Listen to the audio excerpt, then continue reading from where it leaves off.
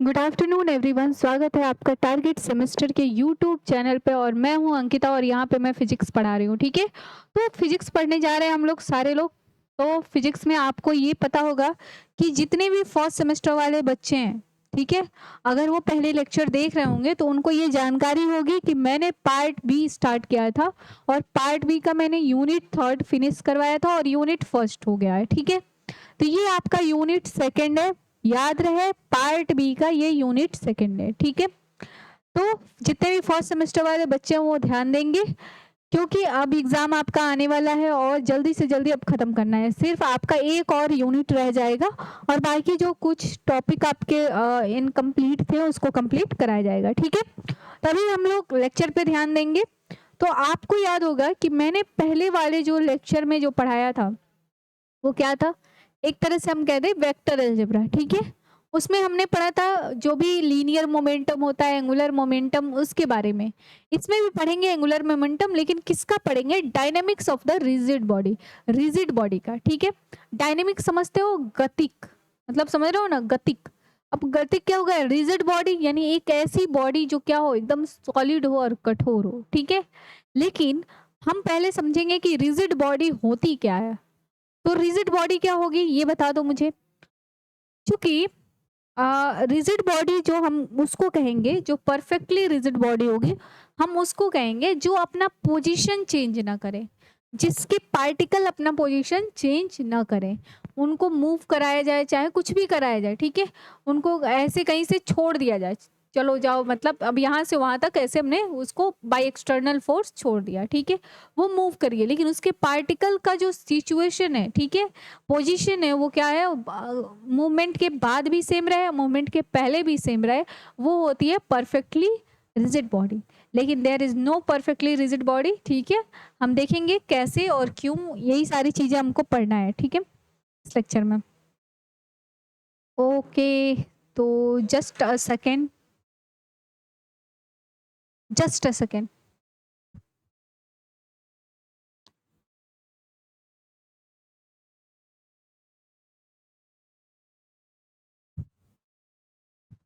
तो हम देखते हैं रिजिड बॉडी होती क्या है। ठीक है,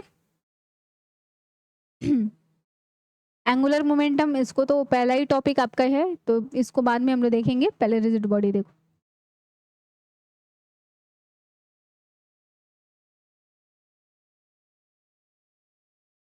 रिजिड बॉडी, ठीक है, अब मान लो ये कोई बॉडी है, ठीक, इसके अंदर कुछ पार्टिकल्स होंगे। क्लियर है भाई? कोई भी बॉडी पार्टिकल से मिलके बनती है, कोई सिस्टम पार्टिकल से मिलके बनता है, तो जाहिर सी बात है इसमें भी क्या होंगे, मान लो कि इसमें भी पार्टिकल्स होंगे। ये जो पार्टिकल है, ये जो है, ये क्या है, इसका सेंटर है। ठीक है, और ये एक कोई पार्टिकल है, यहाँ से इस पार्टिकल का जो डिस्टेंस है इसके सेंटर से, मान लेते हैं कि x है। क्या है? x सेंटीमीटर इसका डिस्टेंस है। क्लियर है? तो अगर ये मान लो कि इस पे कोई फोर्स लगाते हैं और ये क्या करता है, बॉडी मूव करता है। ठीक है, अब ये मूव करेगा तो क्या होगा? ठीक है, मूव किया, अब ये क्या हुआ कि सेंटर तो यही है, लेकिन पार्टिकल आ गया यहाँ पे।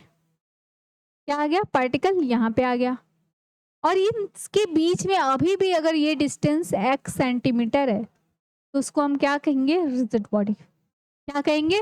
रिजिड बॉडी कहेंगे। ठीक है, तो हम इसको क्या लिख सकते हैं? अगर मैं इसका डेफिनेशन लिखना चाहूँ तो क्या लिख सकती हूँ? देखो, a body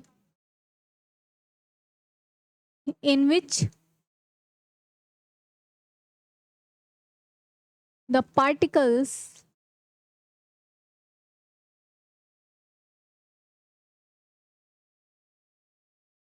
before motion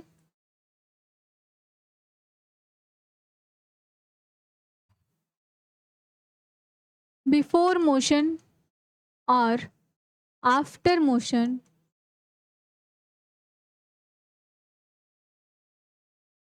influenced of external force। ठीक है, समझ आया? एक मोशन के पहले और एक मोशन के बाद अगर किसी एक्सटर्नल फोर्स से ये इन्फ्लुएंस होता है तो ये क्या कहलाता है? Rigid body. क्या कहते हैं इसको? Rigid body. ठीक है, यहाँ तक क्लियर है? रिजिड बॉडी समझ में आ गया। हम एंगुलर मोमेंटम पढ़ने से पहले कुछ मोशन के बारे में भी जानेंगे, जैसे जिसमें एक आता है आपका ट्रांसलेटरी मोशन। क्या आता है? Translatory motion. और एक आता है आपका रोटेशनल मोशन। क्या आता है? Rotational motion. ठीक है, तो इन दोनों के बारे में भी हम देखते चलते हैं कैसे क्या होता है। ठीक है, तो सबसे पहले चीजें समझो। एक आता है ट्रांसलेटरी मोशन और दूसरा क्या होता है? Rotational motion. क्या कह सकते हो? Rotational motion. अब देखो इन दोनों में डिफरेंस क्या है उसको हमको जानना है। ठीक है, मान लो कि यहाँ पे कोई सरफेस है और इस सरफेस पे एक मास m का यहाँ पे कोई बॉडी या सिस्टम रखा हुआ है। ठीक है, जिसका मास क्या है? m। ठीक है, यहाँ तक क्लियर है? ये क्या हो रहा है? v वेलोसिटी से मूव कर रहा है। v वेलोसिटी से मूव कर रहा है। थोड़ी देर बाद ये जो है यहाँ पे आ गया। कहाँ पे आ गया? यहाँ पे। अभी भी मास इसका m है। समझ रहे हो? यानी अगर हम इस पे क्या कर दिए, कोई एक्सटर्नल फोर्स लगा रहे इस मास m पे और ये v वेलोसिटी से क्या हुआ? आगे मूव किया। जब ये आगे मूव किया तो इसके अंदर जो पार्टिकल है उसके अंदर भी मूवमेंट हुआ। समझ में आ रहा है? सिर्फ इस बॉडी के अंदर मूवमेंट नहीं हुआ, उसके पार्टिकल के अंदर भी क्या हुआ? मूवमेंट हुआ। ठीक है, तो जब उसके पार्टिकल के अंदर मूवमेंट हुआ तो हम इसको क्या कहते हैं? Translatory motion. क्या कहते हैं? Translatory motion. Is it clear? अगर उसके पार्टिकल के अंदर मूव नहीं होता है तो वो क्या कहलाता है? ट्रांसलेटरी मोशन नहीं कहलाता है। उसमें एक और मोशन आएगा, वो होगा रोटेशनली मोशन, या फिर इसको कह सकते हो लीनियर मोशन। क्या कह सकते हो? Linear motion. ठीक है, इज इट क्लियर? मान लो कोई स्लोप है, एग्जाम्पल और ले लो। स्लोप समझते हो ना? मतलब इंक्लाइंड प्लेन। क्या कहते हैं इसको? Inclined plane. थोड़ा सा ढलान। ठीक है, ढला हुआ एक प्लेन। ठीक है, अब मान लो इस पे कोई मास m का यहाँ पे ऑब्जेक्ट रखा हुआ है। अब ये v वेलोसिटी से फिर ये यहाँ पे पहुंच गया। भाई ये भले इंक्लाइंड प्लेन है लेकिन जा तो कह रहा है? लीनियरली जा रहा है। दूसरी बात, अगर हम इस पे f एक्सटर्नल फोर्स लगा रहे हैं, f एक्सटर्नल फोर्स लगा रहे हैं, तो फिर ये क्या हो रहा है? ये जब मूव कर रहा है नीचे तो इसके मास में कोई चेंज नहीं आ रहा है, यानी इसके पार्टिकल्स भी क्या कर रहे हैं? मूव कर रहे हैं। समझ में आया? इसको कहते हैं ट्रांसलेटरी मोशन। ठीक है, अब मान लो अभी हम इस पे से क्या लें, मान लो कोई व्हील ले लेते हैं। व्हील समझते हो ना? अरे मान लो कि साइकिल का जो भी पहिया होता है, ठीक है, पहिया उठा लो। ठीक है, उसको ले लो। हम उसको यहाँ से छोड़ेंगे जब, ठीक है, तो ये बताओ वो डायरेक्ट आएगा या ऐसे रोल करते हुए आएगा? रोल करते हुए आएगा ना, यानी वो एक जो मोशन दिखाएगा उसको कहते हैं रोटेशनल मोशन। क्या कहते हैं उसको? Rotational motion. यहाँ तक क्लियर है? समझ में आ गया? तो ट्रांसलेटरी मोशन ये होता है। रोटेशनल मोशन मोशन जो होता है आपको पता ही होगा। मान लो ये कोई रिजिड बॉडी है, यहाँ से ले लो m1। क्या ले लो? m1। यहाँ से r1 डिस्टेंस पे है, ले लो m2। ये r2 डिस्टेंस पे। ठीक है, जो इसके अंदर जो मोशन होता है उसको कहते हैं रोटेशनल मोशन। क्या कहते हैं? Rotational motion. आप ऐसे मान सकते हो, ऐसे ये घूम। ठीक है, इसको कहते हैं रोटेशनल मोशन। ठीक है, आपने डिग्री ऑफ फ्रीडम पढ़ा होगा। मैंने आपको पिछले लेक्चर में पढ़ाया था, पिछले लेक्चर में नहीं, मतलब मैं ये कह सकती हूँ यूनिट 3 प्लेनेटरी मोशन जब मैं पढ़ा रही थी आपको, तो उसमें हमने आपको डिग्री ऑफ फ्रीडम के बारे में बताया था। तो डिग्री ऑफ फ्रीडम इन्हीं सारी चीज़ों पे क्या होती है? कैलकुलेट करती है। कैलकुलेट होती है कि वो कितने मोशन करता है। ठीक है, ये चीज़ आपको समझ में आ गया होगा, ट्रांसलेटरी मोशन और रोटेशनल मोशन। ठीक है, अब देखो, अब चीज़ें समझते हैं हम एंगुलर वेलोसिटी के बारे में। किसके बारे में? Angular velocity. देखो हमको पढ़ना तो बहुत कुछ है, जैसे हमको पढ़ना है टॉर्क। क्या पढ़ना है? टॉर्क पढ़ना है। हमको पढ़ना है एंगुलर मोमेंटम। ठीक है, हमको पढ़ना है conservation of energy, conservation of angular momentum, या फिर ऐसे लिख सकते हो एंगुलर एनर्जी। क्या लिख सकते हो? एंगुलर एनर्जी, इसके बारे में भी पढ़ना है, ठीक है। और भी बहुत सारी चीज़ें हमको पढ़नी है, लेकिन अभी फिलहाल हम लोग जो टॉपिक चल रहा है उसको देखते हैं। अभी आप बेसिक क्लियर करो, ठीक है। अच्छा, अभी मैं जो पढ़ाने जा रही हूँ उससे पहले हम देखेंगे मोमेंट ऑफ इनर्शिया किसे कहते हैं। मोमेंट ऑफ इनर्शिया, ठीक है। जड़त्व का नियम कह सकते हो, ठीक है। जो भी द्विगुण, द्विगुण आघूर्ण कह सकते हो, ठीक है। इसको कुछ भी कह सकते हो, ये आघूर्ण है, इसको क्या कहेंगे? आघूर्ण कहते हैं, ठीक है। डाइपोल वाला रहता है तो इसको द्विगुण कहते हैं। क्या कहते हैं? द्विगुण कहते हैं। अभी देखो मोमेंट ऑफ इनर्शिया कैसे निकालते हैं। ये होता है कि मान लो ये कोई रिजिड बॉडी है, ठीक है, और इस रिजिड बॉडी का मास यहाँ पे m1 है, यहाँ m2 है, यहाँ m3 है, डॉट डॉट डॉट कर लो mn, ठीक है। यहाँ से ले लो r1 डिस्टेंस, यहाँ से ले लो r2 डिस्टेंस, यहाँ से ले लो r3 distance, dot dot dot dot dot यहाँ से कर लो rn distance, dot dot dot. Is it clear? अब मैं बता रही हूँ ये क्यों मैंने लिया है, ठीक है।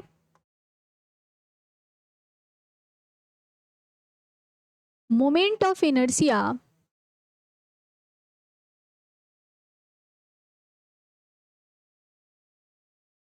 is defined as the product of mass of a particle and क्या ले लेंगे? Square of the distance from origin, ठीक है। यहां तक समझ में आ गया? अगर मैं मान लू कि let the mass of one particle will भी क्या हो जाएगा? पार्टिकल इज क्या हो जाएगा बताओ तो? Small m, and the distance is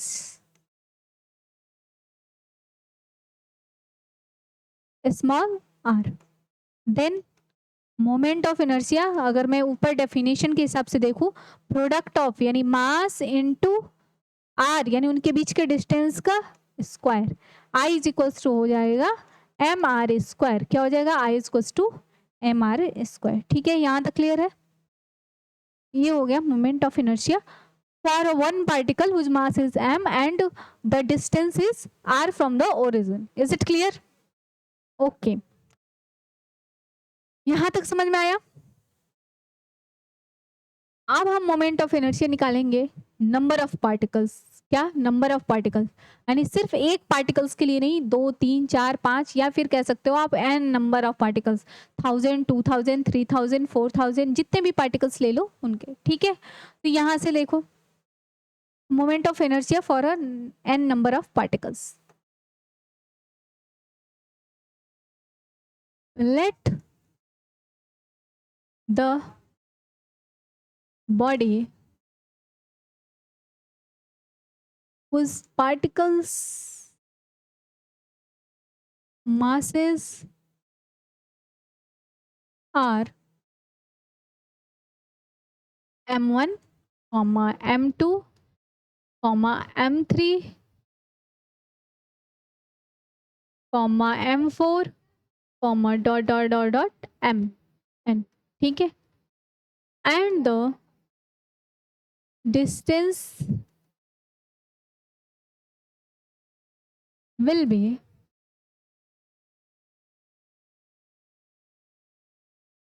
r1, r2, r3, dot dot dot dot कर लो rn, देन द क्या हो जाएगा बताओ तो? Then moment of inertia of a system, moment of inertia of a system is क्या हो जाएगा? is विल बी क्या लिख सकते हैं बताओ तो, यहां से क्या लिखेंगे बताओ, क्या टच हो गया,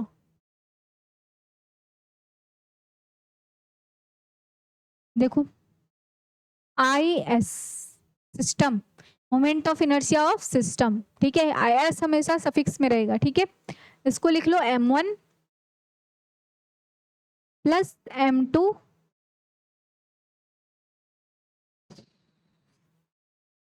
प्लस, ऐसे नहीं होगा, अलग अलग क्यों करेंगे, ऐसे लिखो m1 into r1 plus m2 into r2 plus m3 into r3 plus m4 into r4, dot dot dot dot करोगे तो ये हो जाएगा mn into rn। Is it clear? अब हम इसको सॉल्व करेंगे। I S is equals to, ये बताओ समेशन का साइन क्या होता है, ये होता है सिग्मा, ठीक है। समेशन मतलब हम क्या कर रहे हैं, सबको एक साथ जोड़ दे रहे हैं, हम एक लाइन में लिखेंगे इसका, देखो कैसे हो जाएगा, इसको लिखेंगे आई बिलोंग्स टू 1 टू n, यानी आई कहाँ से कहाँ बिलोंग कर रहा है, 1 से n तक, आई की जगह हम कुछ भी रख सकते हैं, 1 2 3 4 5 6 7 8 9 10 1000 2000, ठीक है। यहाँ पे क्या लिखेंगे m1 into r1, m1 into r1 होगा mi इंटू ri, ये देखो आई की जगह पे हमको वैल्यू रखनी है 1 2 3 4, फिर प्लस प्लस, समेशन का मतलब प्लस प्लस, यानी ये सब प्लस प्लस हो जाएगा, तो ये हो गया for a number of particles, this is the formula, ठीक है। Is it clear? Moment of inertia for a number of particles, number of क्या, N number of particles, N number of में कुछ भी ले सकते हो, 1000 2000 4000 5000, ठीक है। यहाँ तक क्लियर है? ओके, आप समझते हैं एंगुलर वेलोसिटी क्या लेते हैं, एंगुलर वेलोसिटी क्या होती है।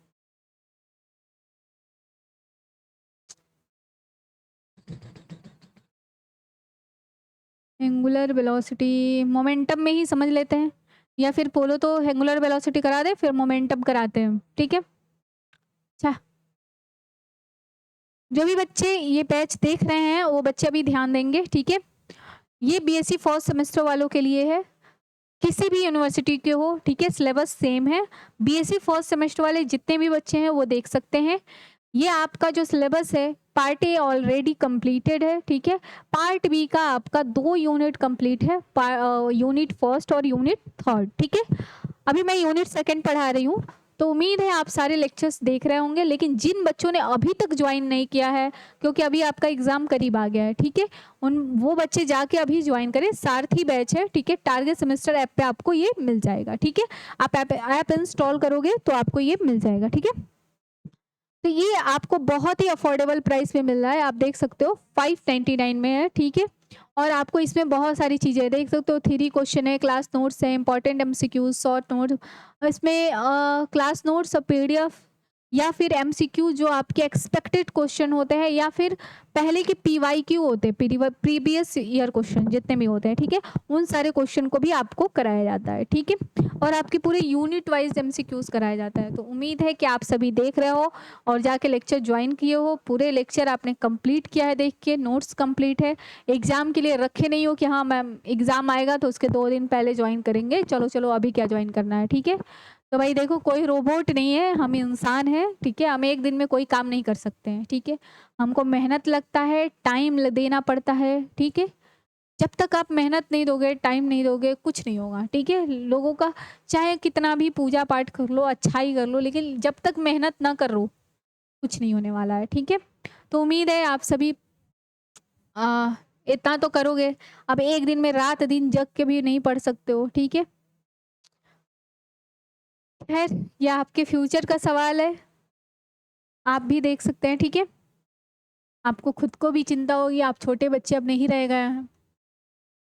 एंगुलर वेलोसिटी क्या हो गया, एंगुलर वेलोसिटी, इसमें क्या होता है, इसमें लिखेंगे कि जो हमारा rate of change of displacement with respect to time होता है उसको कहते हैं एंगुलर वेलोसिटी। डिस्प्लेसमेंट यहाँ जो लेंगे वो एंगल के थ्रू होगा, रेडियन के थ्रू होगा, यानी हम मान लेंगे थीटा। क्या मान लेंगे? थीटा। देखो मैं समझा, रेट ऑफ चेंज मतलब हर सेकेंड बदलने वाला, ठीक है। वो टाइम हर सेकंड रहे या 2 सेकंड बाद रहे, यानी एक टाइम पीरियड के बाद वो अपनी पोजीशन चेंज करता है, तो उसको हम क्या कहते हैं? Angular velocity. क्या कहते हैं? Angular velocity. अच्छा, कई बच्चे अभी ये पूछेंगे कि मैम डिस्प्लेसमेंट को यहाँ पे थीटा से क्यों दर्शा रही है, आपने एस से क्यों नहीं दर्शाया? एस भी तो डिस्टेंस और डिस्प्लेसमेंट है। या फिर आपने डी से क्यों नहीं दर्शाया, या फिर आपने एक्स से क्यों नहीं दर्शाया?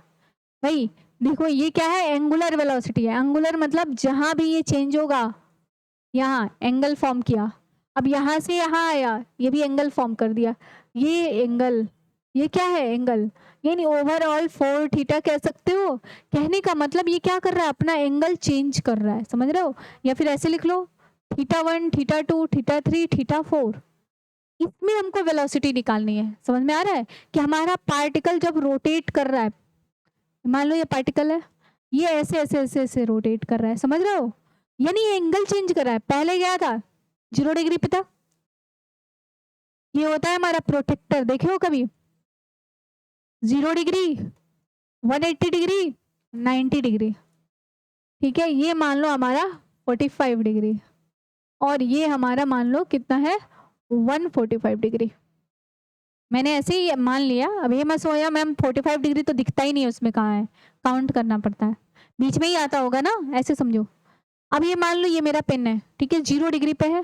अब ये इरेज भी होता जाएगा, मिटाऊंगी, मिटता भी जाएगा। देखो खैर, ये 0 डिग्री पे है, थोड़ी टाइम बाद ये 45 डिग्री पे आ गया, उसके थोड़े टाइम बाद 90 डिग्री पे आ गया, उसके थोड़े टाइम बाद 145। हो सकता है ये सेमी सर्कल मूव करके नहीं, पूरा सर्कल मूव करे और फिर ये 0 डिग्री पे वापस आ जाए। तो डिस्प्लेसमेंट इसको कहते हैं, ठीक है, एंगुलर वेलोसिटी में। यानी थीटा एंगल चेंज कर रहा है, तो यहाँ जो डिस्टेंस लेंगे वो थीटा के टर्म में लेंगे। क्लियर है? टाइम बाकी आपका टी के टर्म में ही रहेगा, ठीक। उम्मीद है आपको समझ में आ गया होगा। वेलोसिटी का जो देखो डेफिनेशन कभी बदल नहीं सकता है, चाहे आप कुछ भी पढ़ लो, आपको जो बचपन में पढ़ाया गया है वही रहेगा। क्या होगा? डिस्प्लेसमेंट अपॉन टाइम, ठीक है, क्योंकि आप बचपन से पढ़ते आ रहे हो, बस वो नाम के साथ अलग अलग बढ़ता बदलता जैसा है। जैसे लीनियर वेलोसिटी के लिए बदल जाएगा, एंगुलर वेलोसिटी के लिए बदल जाएगा, ठीक है।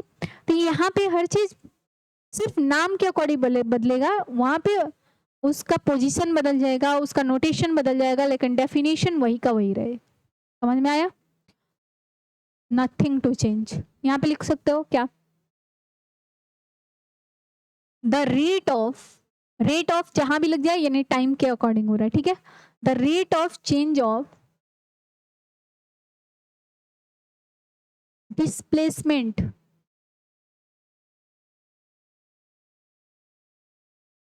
Of an angle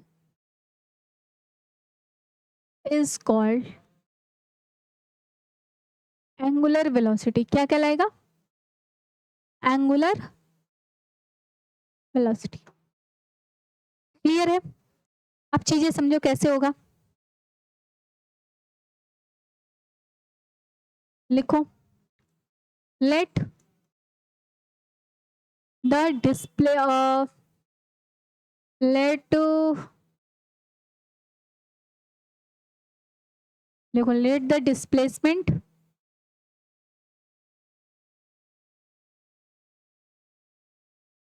θ1 for time t1 and the θ2 for time t2, ठीक है। फिर देन द एंगुलर वेलोसिटी, क्या लिख सकते हो? Then the angular velocity will be, इसको हम कैसे रिप्रेजेंट करेंगे? ओमेगा से। क्या लिखेंगे? ओमेगा। क्या हो जाएगा? θ2 minus θ1 upon t2 minus T1, ठीक है। यानी ओमेगा इज इक्वल टू कितना हो गया, D theta upon d T, ठीक है। ओमेगा इज इक्वल टू कितना हो गया, D theta upon d T. यहां तक क्लियर है, समझ में आया। अब चीजें देखो, ये तो हो गया एंगुलर वेलोसिटी। अगर मैं एंगुलर एक्सेलरेशन की बात करूं तो आप क्या कर सकते हो, इसको इसको एक बार और डिफ्रेंशिएट कर सकते हो, यही कर सकते हो ना। तो ये क्या हो जाएगा, डी स्क्वायर थीटा। पहले इसका यूनिट लिख लो, unit of angular velocity. Angular velocity का यूनिट क्या होगा वो लिखो, ठीक है। लिखेंगे इसको, यूनिट ऑफ यू आपको भी पता है, यूनिट ऑफ डब्ल्यू, ठीक है, ओमेगा या डब्ल्यू जो भी कह सकते हो। थीटा का क्या होता है, रेडियन, क्या होता है, रेडियन अपॉन सेकेंड, ठीक है। इसको लिख सकते हो रेडियन पर सेकेंड, रेडियन पर, ठीक है। तो आपके लगभग 2-3 यहाँ से एमसीक्यूज हो गए, ठीक है।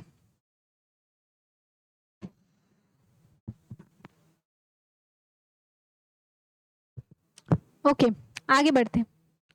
अब आता है हमारा angular acceleration.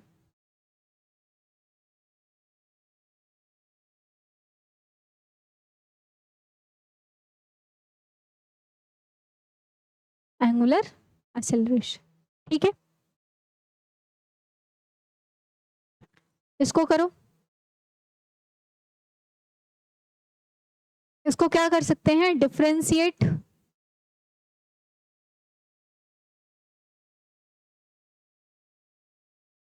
The angular velocity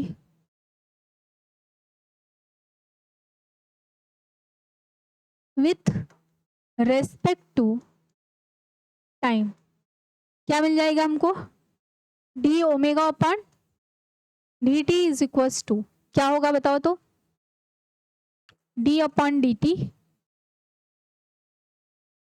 ये कितना था हमारा, D theta upon d T, कितना हो जाएगा बताओ, D omega upon d T, और ये हो गया हमारा D square theta upon d T,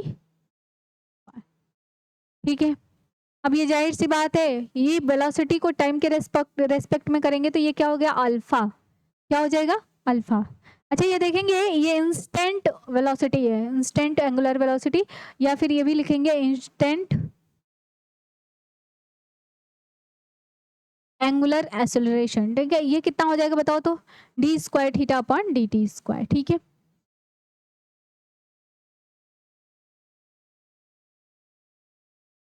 आप यहाँ पे direct D omega by d T भी लिख सकते हो, ठीक है, जो भी मन करे वो लिख सकते हो, ये भी लिख सकते हो, ये भी लिख सकते हो, ठीक है। यहाँ पे आप ये डाल दो, D square theta upon d T square, ठीक है। आप इसको क्या लिख सकते हो, इसका यूनिट क्या लिख सकते हो, यूनिट ऑफ एंगुलर एक्सेलरेशन क्या हो जाएगा बताओ तो, unit of angular acceleration alpha instant is equals to, क्या हो जाएगा इसका, रेडियन हो जाएगा ना, पर सेकेंड स्क्वायर,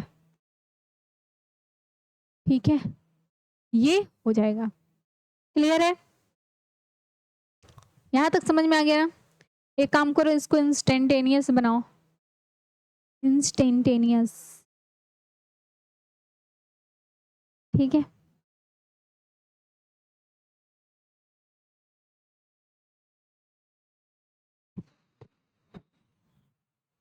अब एक और टॉपिक है, उसको हम लोग देखेंगे, ठीक है। यहाँ पे लिख लो, रिलेशन बिटवीन, हेडिंग डालो,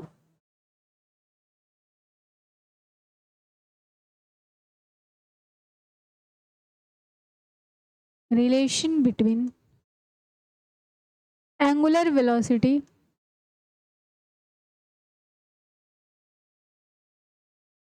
एंड लीनियर वेलोसिटी।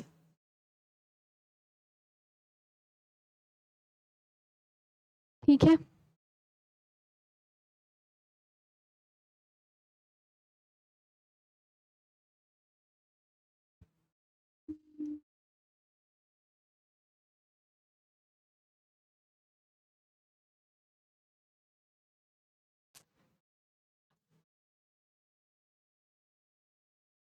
हम लोग इस पे पढ़े क्या, दिख रहा है?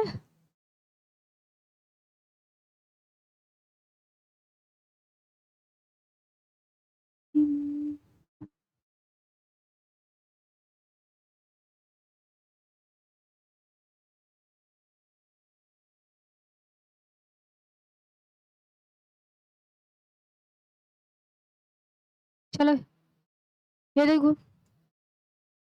अगर हम यहाँ पे कोई फिगर बनाते हैं, ठीक है, ध्यान से देखना, ये कोई बॉडी है, इस एक्सिस से मूव कर रही है, ठीक है, जिस एक्सिस से मूव कर रही है उसी से हम ले रहे हैं डिस्टेंस, ठीक है।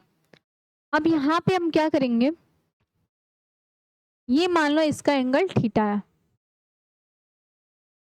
और ये इसका आर्क, क्या है, आर्क, ये हो गया एस।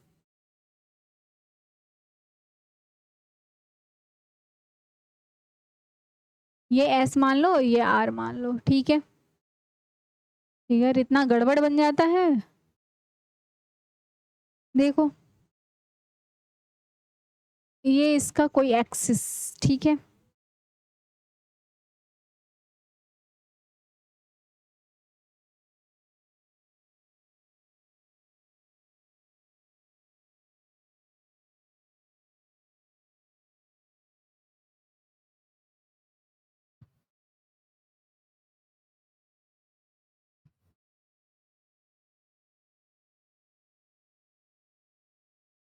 ठीक है, ये मान लो एंगल थीटा, यहां से यहां तक आर डिस्टेंस और ये हो गया एस, ठीक है।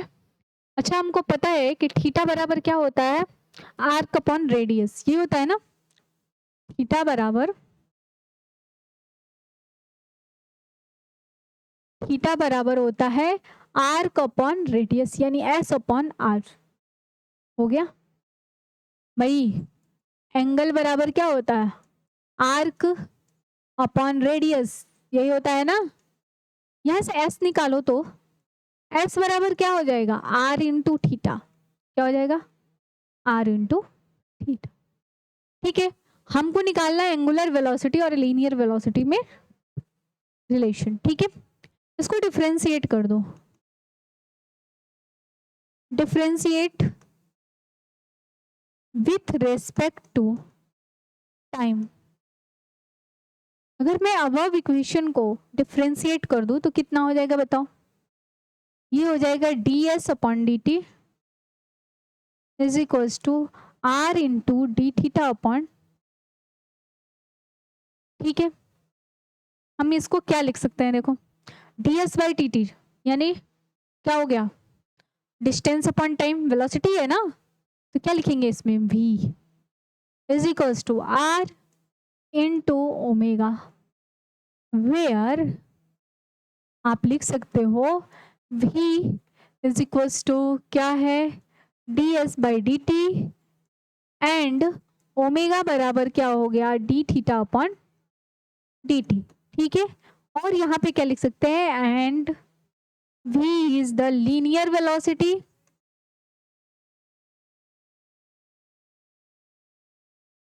And omega is the angular velocity, जो अभी अभी मैंने आपको पढ़ाया है, ठीक है, एंगुलर वेलोसिटी। अगर आपको ये रिलेशन पूछता है तो v is equal to r into omega. यहाँ तक क्लियर है, समझ में आ गया। अच्छा ये बताओ, अगर एक्सीलरेशन पूछेगा तो हम क्या करेंगे, फिर से इसको टी टाइम में क्या करेंगे, टी के रिस्पेक्ट में इसको डिफ्रेंशिएट कर देंगे एक्सीलरेशन, तो ये कितना हो जाएगा, ए हो जाएगा, d v by d t a, और इंटू आर ओमेगा का करो d omega by d t, यानी अल्फा, क्या हो जाएगा, r into alpha, a is equal to r into alpha. ये हो गया एक्सेलरेशन का, क्या हो गया, ये एक्सेलरेशन का रिलेशन हो गया। Is it clear. तो आपने पढ़ लिया relation between angular velocity, angular acceleration, angular velocity, ठीक है।